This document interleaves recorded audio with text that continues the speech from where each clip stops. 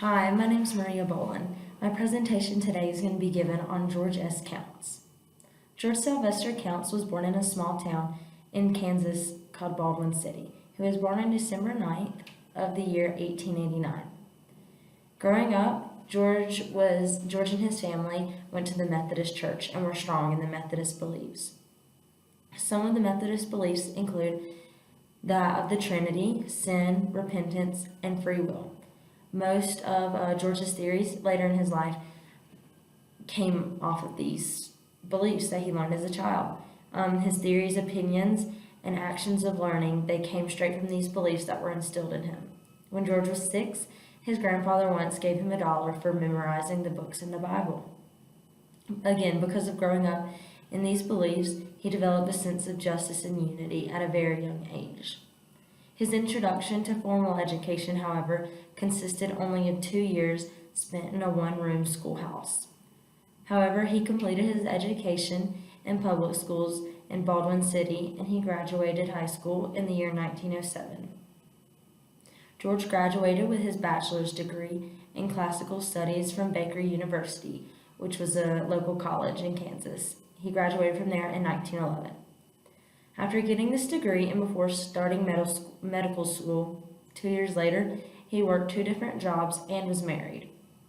He married Lois Hazel Bailey in September of 1913. During these 2 years, he also worked as a teacher and then as a principal. George returned to school in 1913. He attended this time, however, the University of Chicago, and he graduated in 1916 with his PhD. Counts then taught at many different colleges. Some of the colleges that he taught at included the University of Delaware, Harris Teachers College, the University of Washington, Yale University, the University of Chicago, Teacher College, Columbia University in New York, the University of Pittsburgh, Michigan State University, and Southern Illinois University.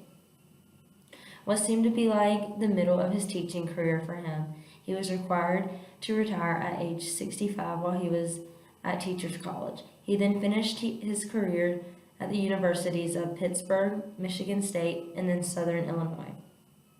During all of these years, Counts knew and loved that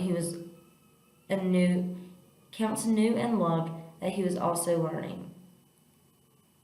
However, the more experience he gained, the more he recognized that something was wrong with the education system. This is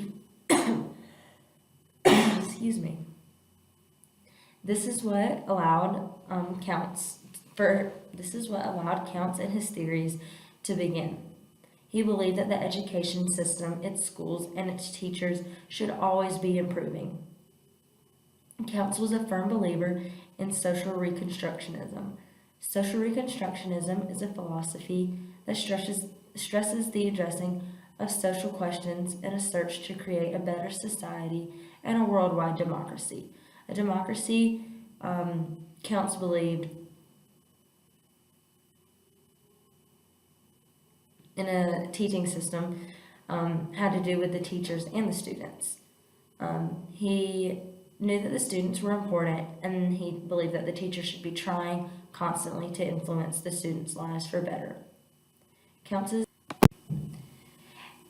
probably best remembered for his ties to progressive education and social reconstructionism. He continued to explore the relationship between democracy and education throughout his career. Many of Counts' teachings were devoted to understanding the school as a social institution. He also studied its relations to other social institutions and its potential for student betterment. At the age of 84, in the year 1974, George S. Counts passed away in the town of Belleville, Illinois.